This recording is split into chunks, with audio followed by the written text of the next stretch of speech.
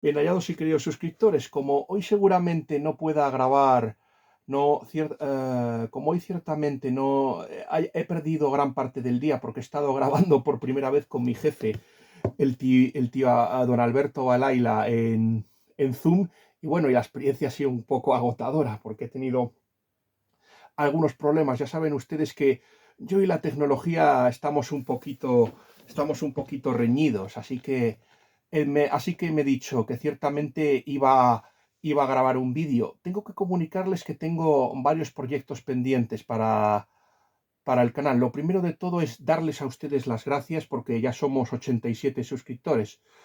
El último creo que es un tal Tomás del Río. No me informa de todos los que se unen, o sea, me aparecen los suscriptores, pero no todas las cuentas. Luego un tal Jo H. Carr también, mi amigo José Luis Fanjul también sé que se ha unido y les doy las gracias por haberse suscrito al canal. Ya saben que cualquier suscriptor y cualquier visualización YouTube me premia y me lo recompensa. Y bueno, y quizás esté menos lejos de mi sueño, que es ciertamente monetizar. Tengo que contarles una cosa. Tengo una muy buena noticia para ustedes. No es relativo a este canal, pero sí al canal del tío, que es Tío Alberto, que es Sinvergüenza 2.0. Ustedes ya sabrán que hace unos meses grabamos el profesor Manuel Alfonseca, Jaime Blanch, que era el tío Alberto, y yo un vídeo hablando sobre ciencia ficción. Pues tengo una muy buena noticia que darles. Finalmente me aposté con mi jefe porque no estaba muy convencido con ese vídeo, que al finalmente llegaríamos a las 5.000 visualizaciones, y aunque he tardado un mes más en conseguirlo, finalmente lo hemos conseguido. Finalmente ya tenemos 5.000 visualizaciones. Ahora supongo que intentaré conseguir el mayor número de visualizaciones y ver si podemos llegar a una cantidad respetable de visualizaciones. Más o menos Quillo, que es mi maestro y mi precursor, el Quillo Barrios, cuyo canal sobre fútbol y especialmente sobre YouTube Real Madrid recomiendo. Me dice que para que más o menos para que un vídeo se venda bien, tiene que llegar a 30.000 visualizaciones. Aquí sí que supongo que mi reto será ver hasta dónde podemos llegar. También ciertamente me hubiera gustado hablarles y quizás dedique un vídeo para hablar del desastre que ha supuesto la película de Blancanieves, dirigida por el director de Spider-Man 1, que iba a suceder a las películas de San Raimi, y la cosa no. Y bueno, y en parte porque la actriz principal, que es Rachel Zegler, ha saboteado el proyecto y porque Disney ha apostado por el wokismo, aunque yo creo que ciertamente sobre este tema, yo les recomiendo el visionado de ciertos youtubers o creadores de contenido. Ha habido varios que han tratado el tema, es decir, el Gran Patriarca, que para mí ha sido el mejor. Luego ha habido otros youtubers como La Alienada, John Doe, Pablo Arcadia, que han hecho críticas. Astro Recargado también ha hecho una crítica de la película de Blancanieves. La idea que yo tengo es que en un principio iban a hacer una película muy woke y muy progresista, hablando sobre todo de los peligros del fascismo, o sea, mezclando algo que no deberían hacer ustedes, que es los cuentos de hadas mezclar los cuentos de hadas con la realidad política y sobre todo tratar de hacer algo inaceptable, que es ciertamente ingeniería social y tratar de lavar la cabeza mediante los productos. Creo que más o menos, aparte del tema de la belleza, más o menos han intentado convertir a la reina malvada, a la madrastra, interpretada por Gal Gadot. Sobre este tema, me gusta. Bueno, ya hablaremos cuando le dediquemos un vídeo. También queda pendiente otro vídeo que quería realizar, que es sobre J.R.R. Tolkien, si es woke o no. Ya saben ustedes que la Sociedad Española de Tolkien permitió a un tal Michael Martínez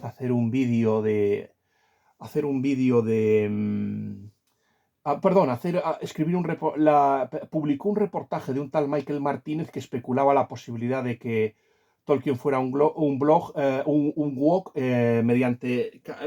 utilizando y forzando un poco a los documentos y a las cartas de Tolkien. Y más o menos, claro, si tú lo fuerzas, tú puedes hacer que cualquier persona pertenezca a un movimiento cuando nunca lo ha sido en vida. Yo dudo mucho que Tolkien hubiera sido woke, ciertamente porque era una persona enormemente conservadora, aunque salió en defensa de muchas causas que nos sorprenderían. Las personas no son blancas o negras, tienen sus capas y no son monolíticas, como esto más o menos ya lo ha defendido Juan Manuel de Prada, y supongo que de estos temas hablaremos en otros vídeos para que nos den material. Pero hoy de lo que deseaba hablarles a ustedes, mis queridos amigos, es de un escritor que vamos a hablar muy pronto de él. En este caso me estoy refiriendo a John Franklin Bardeen. Dicen más o menos que había tres escritores de misterio en la literatura policial que siguen más o menos la misma corriente, que son Dashiell Hammett, Edgar Allan Poe y también John Franklin Bardeen, que pertenece a esta corriente. Yo descubrí a este John Franklin. Este libro vamos a tratarlo ciertamente, vamos a quitar un poco a Pierce, ya, que ya más o menos ha tenido su momento de gloria, y vamos a hablar de este libro en concreto, que es El Percherón Mortal. El Percherón Mortal no va a entrar en nuestro concurso porque se leyó el año pasado, quiero decir. Aunque creo que lo primero que debiera decirles a mis suscriptores es por qué estoy haciendo una crítica, por qué estoy subiendo al canal la crítica de un vídeo de un libro cuya crítica escribí el año pasado. Y la razón es esta, porque ciertamente una de las críticas que vamos a escribir, una de las críticas que se va a escribir, caballeros, es la de, espera, a ver, es la de El final de Philip Bunter, que es la secuela de esta, o sea, el final de Philip Bunter, que es la secuela de esta, y va a ser la siguiente, y va a ser uno de los nuestros próximos vídeos, el final de Philip Bunter, después de escribir la crítica de terapia y subirla al canal. Eso es lo que les quiero decir. Pero es necesario conocer el Percherón Mortal primero para que ustedes se familiaricen con el escritor John Franklin Bardeen. Y luego también porque el personaje principal de El Percherón Mortal va a tener un cameo y un cameo en el final de Philip Bunter, y quería que más o menos ustedes se familiarizaran con el psiquiatra George Matthews y lo conocieran. Yo a Franklin, vamos a ver, aquí este libro ha sido reeditado, pero ciertamente parece ser que también lo publicó Ediciones B también a John Franklin Bardeen, pero quien ha tenido el gusto de reeditar a John Franklin Bardeen fue la editorial Impedimenta. Es una editorial que me parece que, no sé si tiene su sede en León, y que está publicando obras muy interesantes. Por ejemplo, a Walter Tevis, a Stanislaw Lem, ha publicado escritores muy interesantes. A Evelyn Waugh, creo que Un puñado de polvo ha sido A Handful of Dust. Creo que la ha reeditado recientemente, y es una editorial que yo personalmente les recomiendo. Tiene unas lecturas muy heterogéneas, pero muy interesantes. Eso es lo que les quiero decir, y por eso ciertamente les recomiendo esa editorial. Hay una cosa que a mí me enfadó un poco, que ciertamente ponga aquí que ha sido Guillermo Cabrera Infante el que ha reivindicado a John Franklin Bardeen, cuando yo conocí a John Franklin Bardeen gracias al libro de Juan Manuel de Prada, Raros como yo. Si no hubiera sido por ese libro, yo seguramente jamás habría tenido ningún tipo de conexión con John Franklin Bardeen. Parece ser que también el escritor Julian Simons, que fue uno de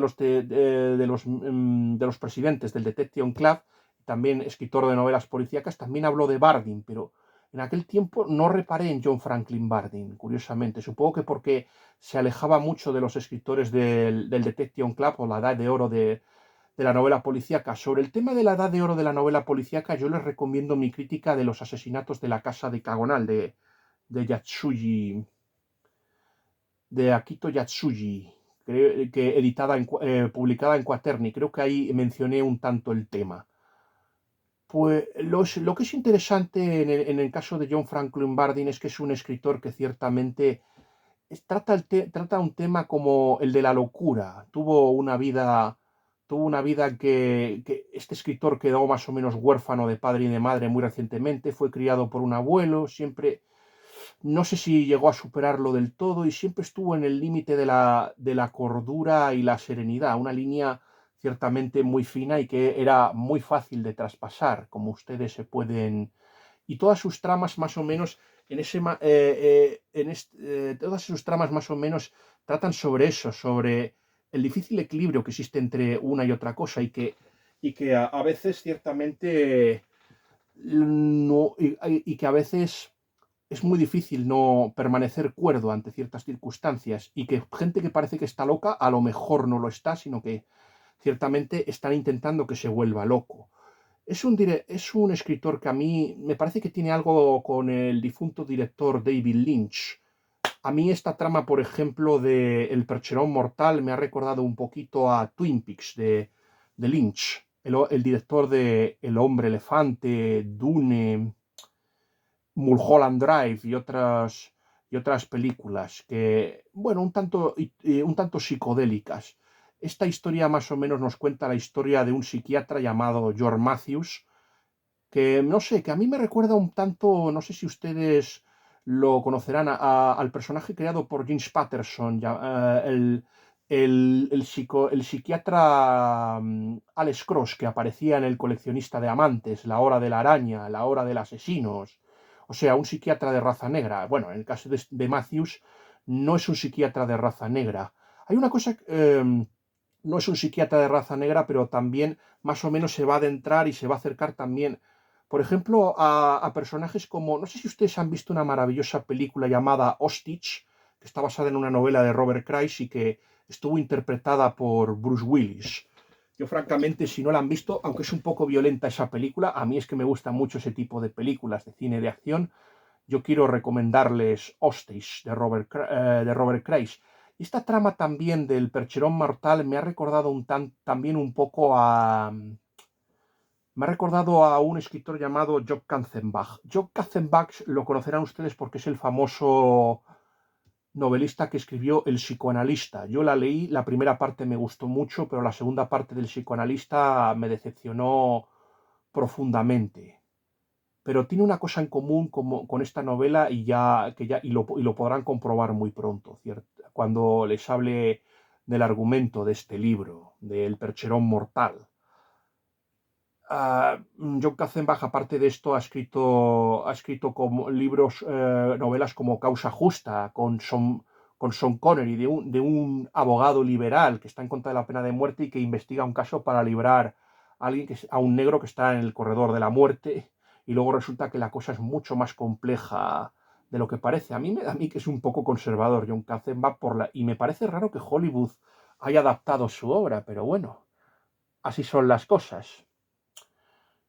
Y luego otra maravillosa novela que tiene es La Guerra de Hart, que esa fue interpretada por Bruce Willis y Colin Farrell. Colin Farrell haciendo de abogado y tratando de demostrar que un chico negro no ha cometido un asesinato en un campo de concentración nazi. Es muy interesante también esa trama, que me recuerda un poco a la de Un traidor en el infierno.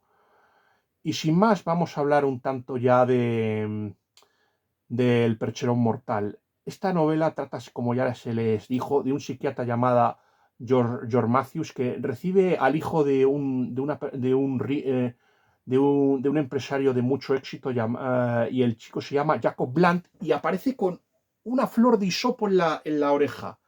Y entonces le dice que más o menos... Es que la trama de esta novela es muy fantástica. No sé si puede echar para atrás a muchísima gente, porque yo cuando le conté el argumento a mi padre me dijo: vaya menuda porquería, hijo, que lees. Pues más o menos yo creo que ciertamente mucha gente se puede quedar un poco decepcionada por el argumento, pero de verdad que merece la pena y deberían darle una oportunidad a esta novela. Este hombre dice que lleva una flor porque se supone que una especie de leprechaun, el leprechaun no sé si ustedes lo conocen, pero es una criatura del folclore celta. Aparecía, por ejemplo, el leprechaun, por ejemplo, en Harry Potter y el Cáliz de Fuego. No sé si ustedes son fans de la saga de la escritora escocesa J.K. Rowling. Saben que en las novelas de J.K. Rowling, por ejemplo, los magos de Hogwarts juegan a un deporte llamado el Quidditch, y que hay un mundial de Quidditch que se celebra en ese libro, El Cáliz de Fuego, y que a la final llegan tanto Irlanda como Bulgaria, donde Víctor Krum, a pesar de conseguir las nits, no consigue que Bulgaria gane el partido. Pero bueno, pues cada país tenía unas mascotas. Bulgaria tenía las famosas venas, que eran capaces de hechizarte y conquistarte con su belleza, aunque luego tenían forma de pájaro y eran horrorosas. Y los otros y en cambio los irlandeses tenían a los leprechauns, que los leprechauns son criaturas del folclore celta que se dedican a lanzar monedas, que tú las coges y luego te desaparecen las monedas, dejándote con un palmo de narices. Es muy interesante y esto nos entrelaza con otras películas. Por ejemplo, no sé si ustedes son fans también del cine clásico. Hubo un momento en que Steven Spielberg pensó en rodar un remake de una película llamada Mi invisible amigo Harvey, donde un simpático y borrachín irlandés interpretado por James Stewart tenía como mejor amigo a un conejo invisible llamado Harvey, y Harvey era un puca, que es otra criatura del folclore celta que suele aparecer a los borrachos, a los niños y a personas un poco cortitas de mente. Eso es lo que les quiero decir. Volviendo a la trama de la novela del Percherón Mortal, Jacob Bland es una persona que también tiene problemas familiares. Generalmente John Franklin Barton trata mucho el tema de las familias desestructuradas o con problemas. Esa es una de las claves de la novela policíaca, sobre todo el hardboil, sobre todo, que no solo con la resolución del crimen se esclarece el problema. Yo creo que estaría más en una línea de un Dashiell Hammett, un Raymond Chandler o un Ross MacDonald, pero es diferente de ellos por el tema del difícil equilibrio entre la cordura y la locura. Pues este Jacob Bland lleva un hisopo porque, según él, le aparecen tres individuos de pequeña talla, un tal Eustache, un tal Clarence y un tal Joe. Y estos leprechauns le dicen primero uno que reparta monedas, otro que vaya a un acto y se dedique a silbar, otro que se ponga una flor en la cabeza. Y me parece que Clarence o Eustache, no, Eustace, ya no me acuerdo del nombre del pequeño leprechauns, pues más o menos le dice que el que reparte monedas, hay uno que le dice que reparta monedas, y en este momento, en la sesión psicoanalítica, en eso es muy moderno por tratar el tema del psicoanálisis, y aquí me ha recordado un poco a las novelas, a las películas de Alfred Hitchcock, que no sé por qué estaba obsesionado con el psicoanálisis.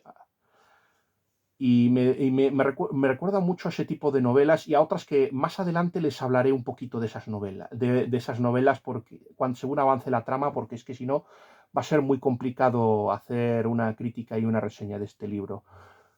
Pues bien, Jacob Bland le dice que es que duda de su cordura porque es que no puede ser que él vea leprechauns, o sea, individuos pequeños, y bueno, el hecho de que más o menos piense que está loco es lo que más, y lo estrafalario del relato es lo que más o menos hace que George Matthews se plantee que no esté tan loco. Además resulta que Jacob Bland le cae muy bien.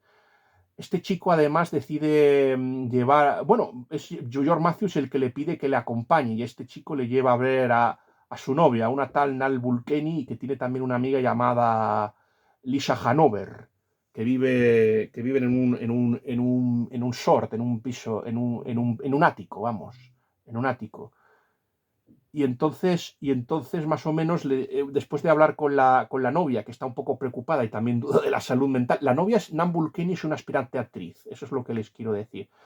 Pues después de hablar con la novia tan preocupada, tan cariñosa y aparentemente preocupada por el destino de Jacob Bland, de su novio, hay una cosa que no les dije, que hay un momento en que el protagonista, o sea, en que el paciente Jacob Bland hace algo que va a ser decisivo para la trama.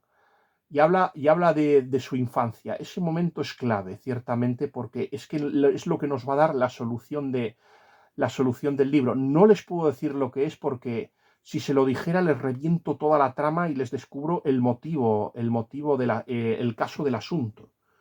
Y yo quiero que usted se pregunte si ciertamente si George Matthews o Jacob Bland están locos o no están en su salud mental o les han tendido una trampa. Eso es lo que yo quiero que las personas que vean este vídeo se pregunten, que indaguen. Luego, como ya se les dijo, Jacob Bland, después de hablar con su novia, va a llevar al psiquiatra George Matthews ahí porque más o menos se va a reunir con uno de los Leprechauns, un tal Eustace. Eustace me parece que era o Clarence me parece que se llamaba.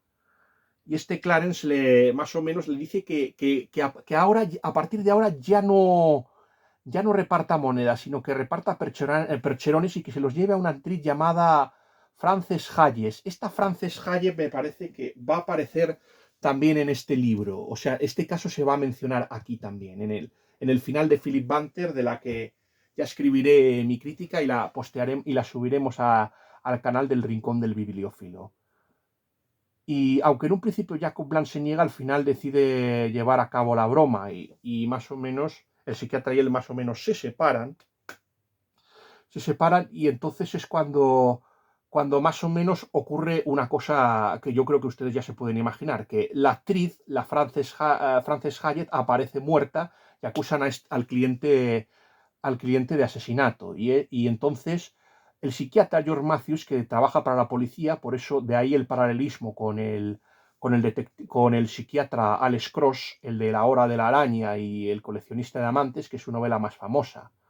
Trabaja con un inspector de policía llamado Anderson, que a mí me recuerda un poquito al Heath, que aparecía en las novelas de Philo Vance, escritas por S.S. Van Dyne, del que hablamos en Los asesinatos de la casa de Cagonal. Y más o menos George Matthews parece no creerse la historia de que Jacob Bland pueda ser el asesino de Frances Hayes. Y entonces le dice que entonces más o menos, como, vamos a ver, le detiene porque ya saben, al ser paciente ocurre una cosa, que el psiquiatra y el sacerdote tienen algo en común. No pueden divulgar datos que perjudiquen a su sospechoso. No hay secreto de confesión, pero sí el secreto médico. Y por ello detienen a George Matthews, el psiquiatra. Y entonces llega a un trato con Anderson. Al fin y al cabo trabajan juntos y le dice que siga a Jacob Bland y le informe de todo. Pero entonces, cuando van a liberar a Jacob Bland, nos damos cuenta de que al final Jacob Bland está hay una persona que no es Jacob Bland y que está con la novia, la Nan Bulkeni. Y entonces es cuando ocurre algo impensable. El protagonista le dan un golpe por detrás y pierde la memoria y aparece en un psiquiátrico.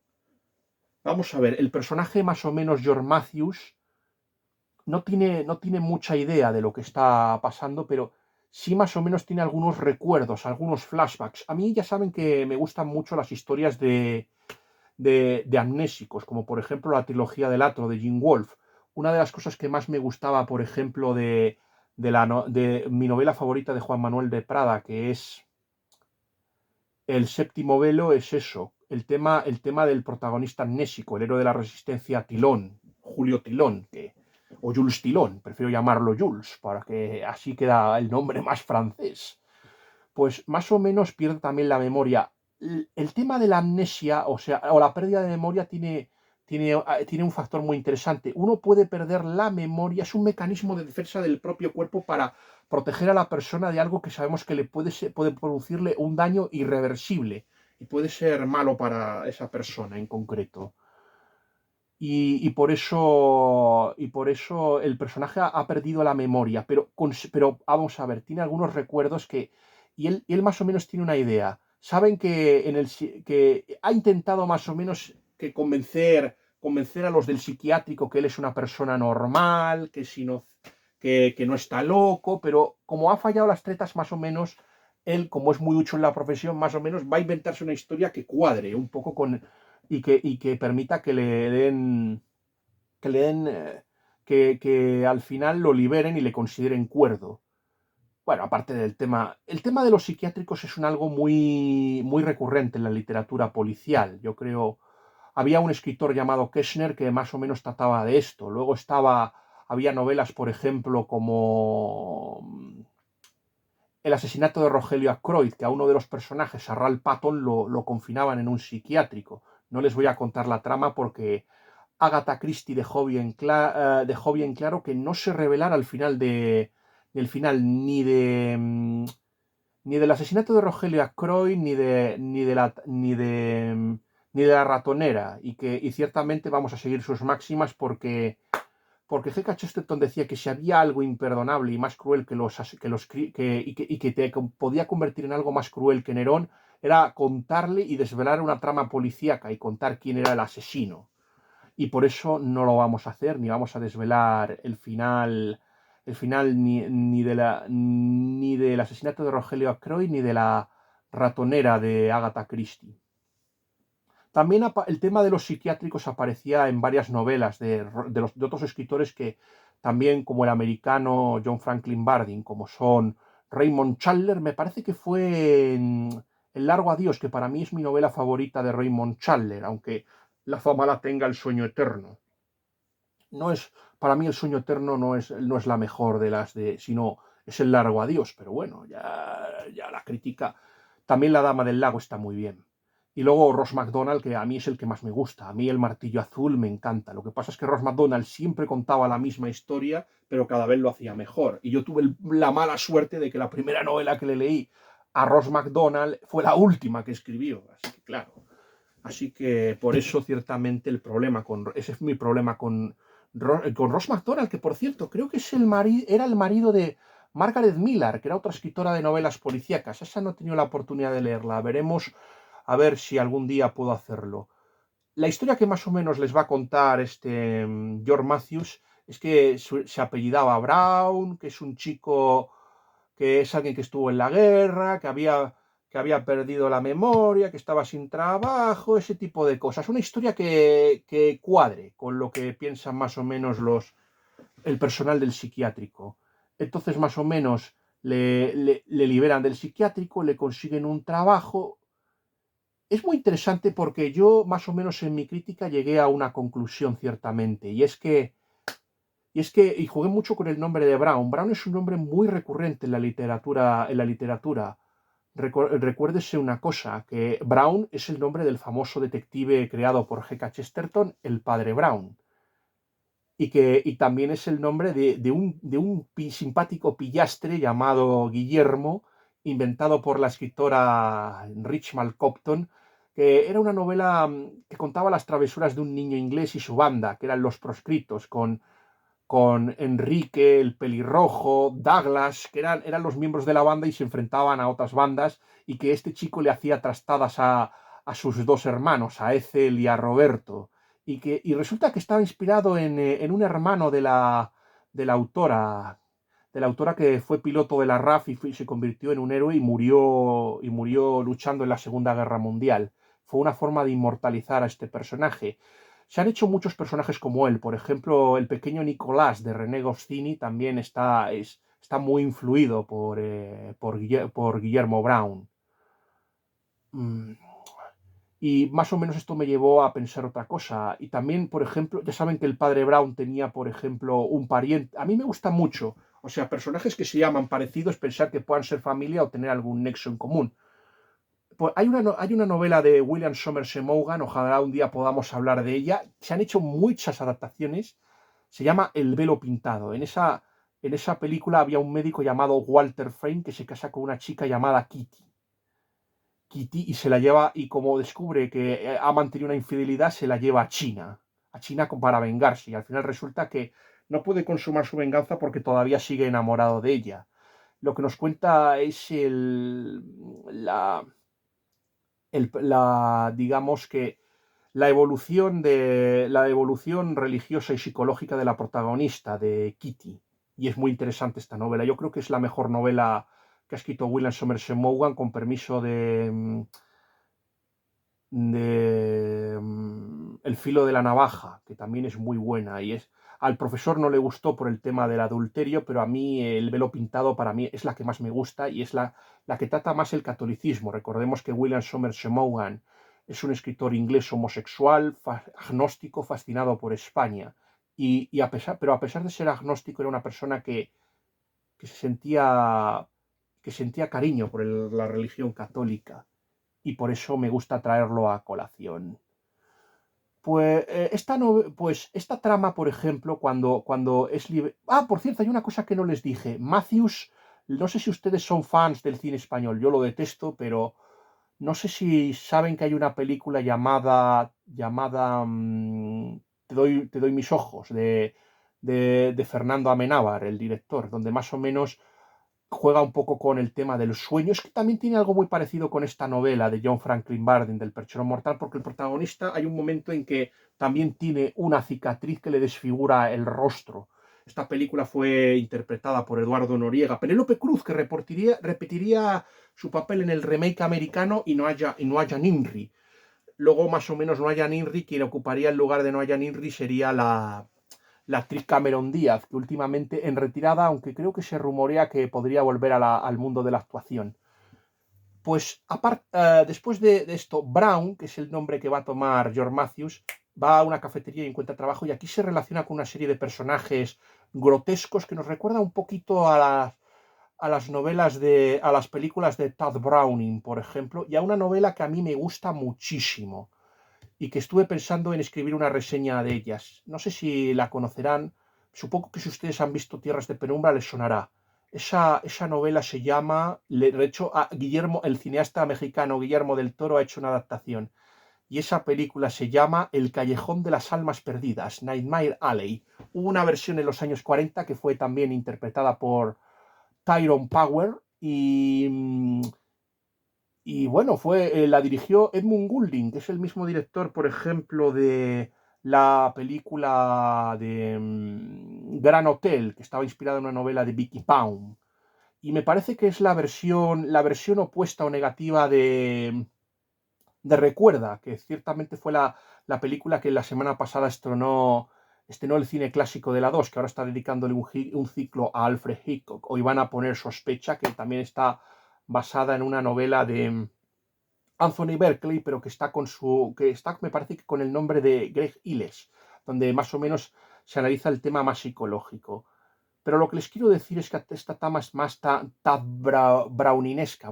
Tad Browning es un director que le gustaba el tema de los monstruos. De hecho, esa es la conexión. William Lindsay Gresham también es una especie está también obsesionado con los monstruos. Indirectamente también lo está Juan Manuel de Prada, por ejemplo. ¿Qué es lo que hacen tanto Picasso como... ¿Qué tienen en común, por ejemplo, Picasso, César González Ruano y, por ejemplo, Xavier Sardá?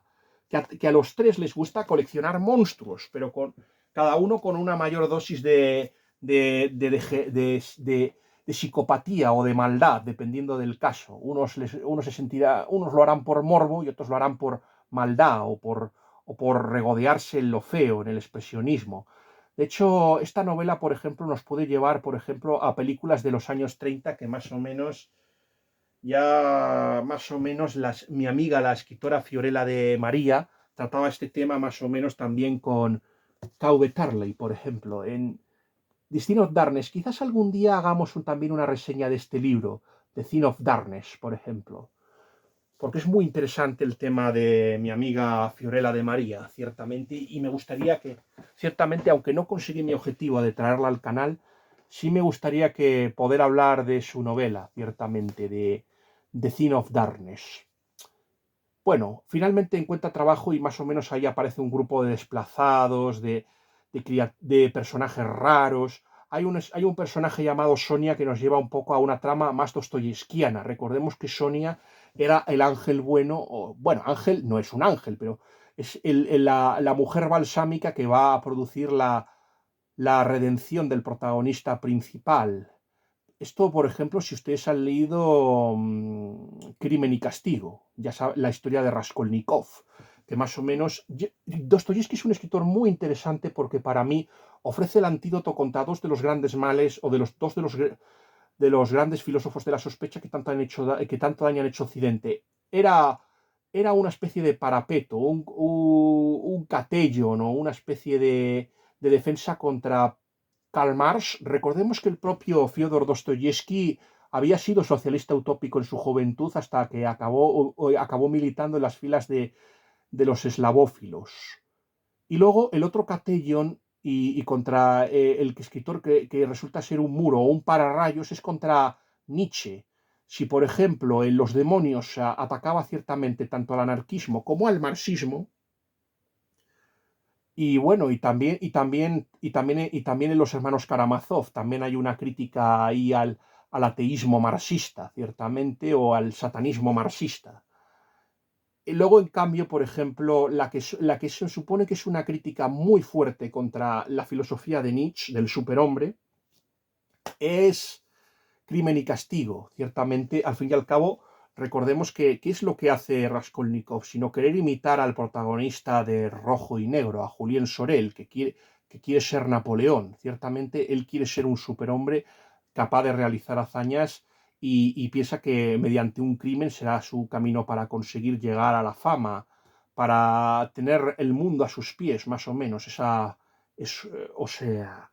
uno no necesita hacer cosas, ese tipo de cosas para, para llegar a lo más alto, sino hacer lo que está bien y seguir los dictados de su conciencia es lo que más o menos yo le aconsejo a las personas.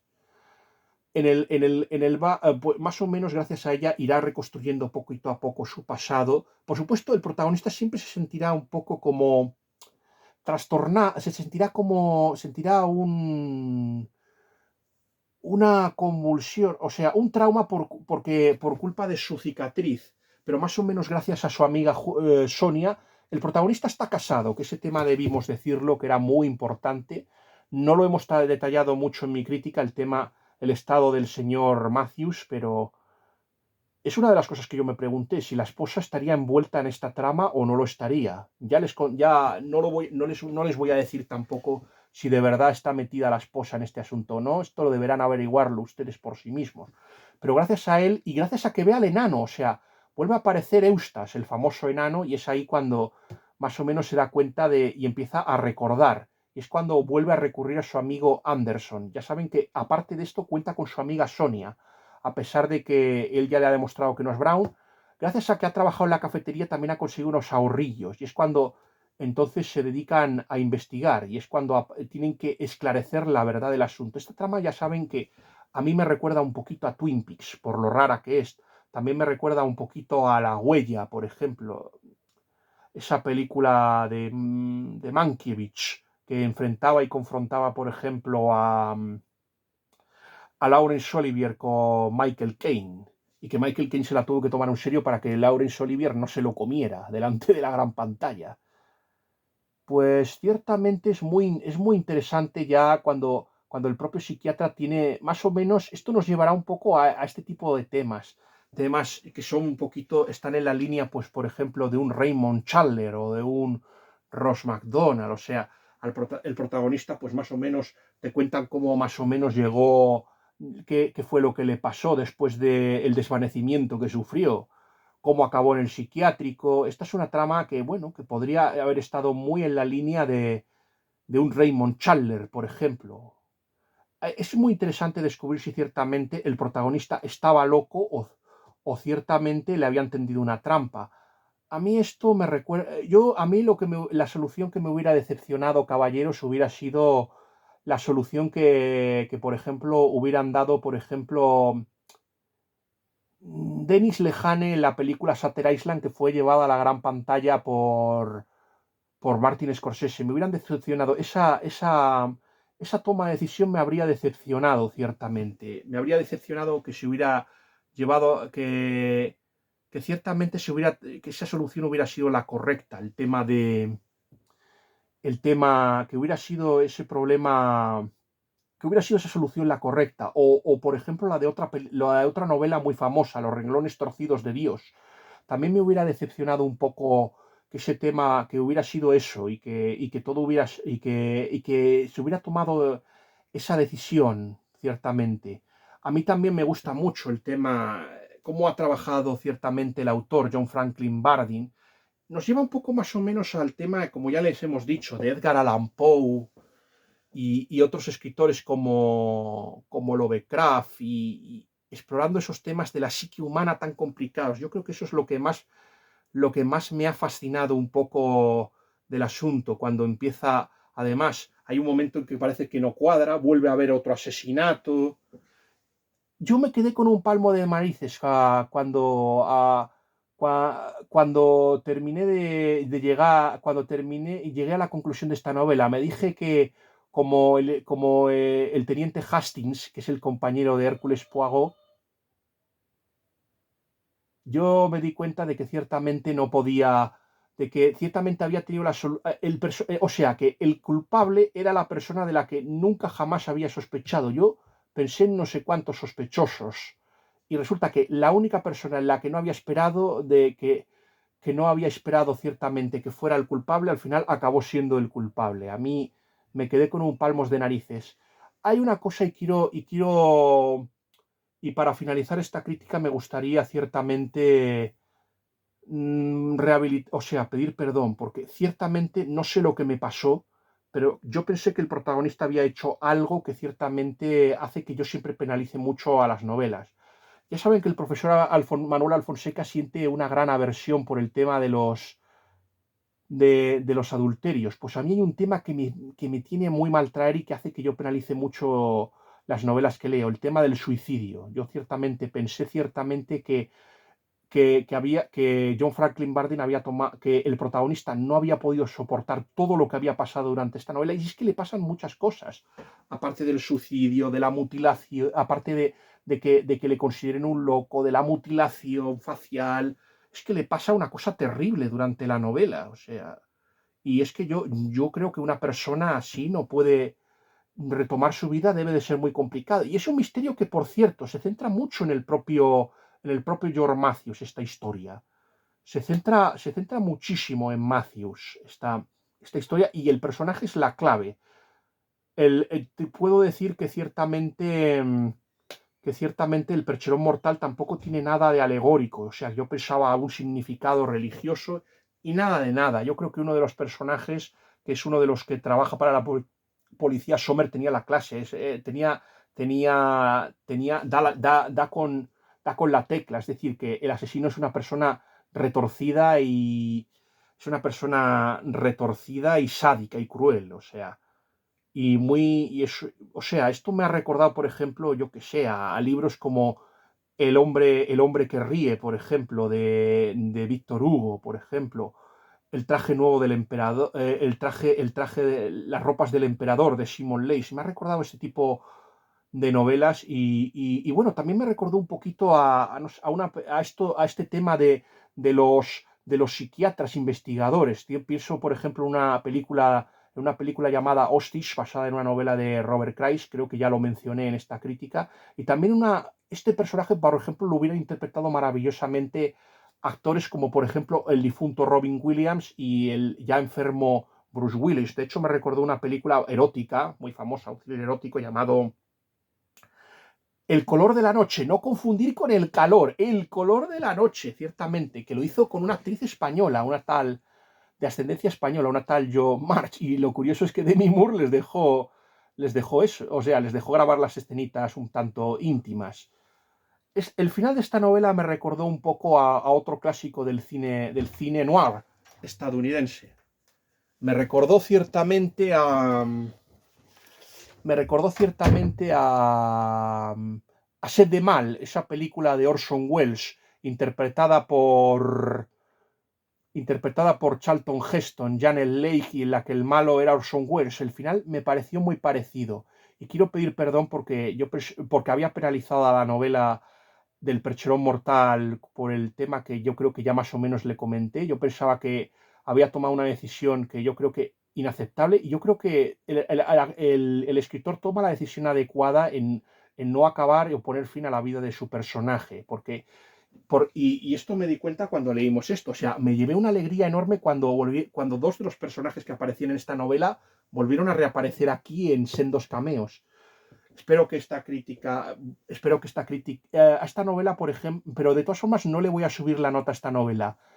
La nota final que le voy a poner a esta novela es 4,5 sobre 5. Y como ya saben, no entra en mi concurso porque fue una lectura del año pasado. Bueno, espero no haberles molestado, que Dios les guarde a todos, especialmente a mis suscriptores.